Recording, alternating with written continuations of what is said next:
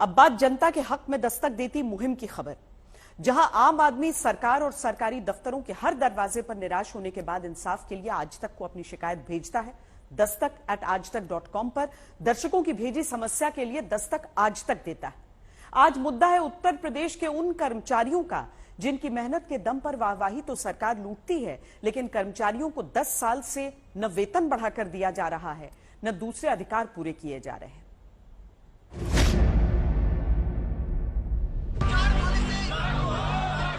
रोते बिलखते दर दर की ठोकर खाते, कभी अपने जिले कभी राजधानी तक आकर किस्मत घिसते, कभी विधानसभा कभी मंत्रियों के घर के आगे गुहार लगाते ये लोग कौन? इनमें ओबीसी भी हैं जिनके मुद्दे उठाने का शोर सियासत में चलता है। इनमें ब्राह्मण भी हैं जिनके लिए फरसा तक उठाने वाले सम्मेलन सियासत करती है। इनमें क्षत्रिय भी हैं जिनके लिए मंचों से राजनीति के बहुत से नेता ललकारते हैं, और दलित भी हैं जिनके घर तक हर दल के नेता खाना खाकर अपनी राजनीति की दुकान चलाते हैं, लेकिन किसी ने इनकी नहीं सुनी। तब इन लोगों ने आज तक को कहा दस्तक दीजिए, सैकड़ों ईमेल किया। किसने? उत्तर प्रदेश ग्रामीण आजीविका मिशन के कर्मचारियों ने।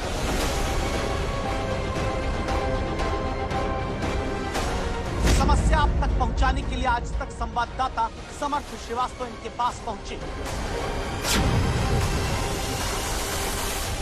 उनकी मांगे एक बार फिर दरवाजा खटखटा रही हैं सरकार का, ग्राम विकास विभाग का, कि 10 साल से ये कर्मचारी जो सरकार की तमाम योजनाओं की रीढ़ की हड्डी बने हैं, इनकी बैकबोन सरकार क्यों नहीं बन पाती? जो प्रतिपूर्ति मिलनी चाहिए वो तक नहीं है। हम मर जाएंगे तो हमें कौन देखेगा?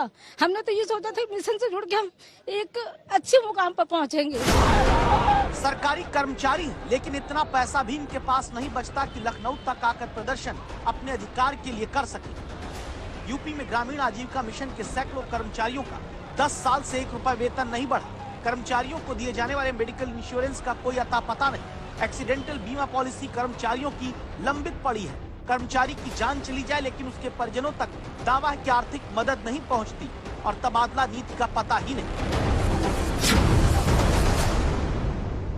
किस तरह से हम लोग अपना गुजारा करें? आए तो ये समझ के थे कि इसमें जो हमारी HR पॉलिसी है, विज्ञप्ति निकली थी तो हमें ये चीजें मिलेंगी, लेकिन हुआ क्या कि कुछ समय देने के बाद बिल्कुल एक साथ रोक दी गई है। आप बताइए, बिना सैलरी बढ़े, बिना भत्ता मिले, बिना EPF, बिना मेडिकल इंश्योरेंस, क्या आप अपने बेटे बेटी को किसी नौकरी में काम करने देंगे? लेकिन यूपी में ग्रामीण आजीविका मिशन के कर्मचारियों से ये सब बिना इनके अधिकार दिए कराया जा रहा है। इसी बात का दुख है कि हम दूसरों को जीविका देने का वादा करते हैं, लेकिन हम अपनी जीविका के लिए भटक रहे हैं।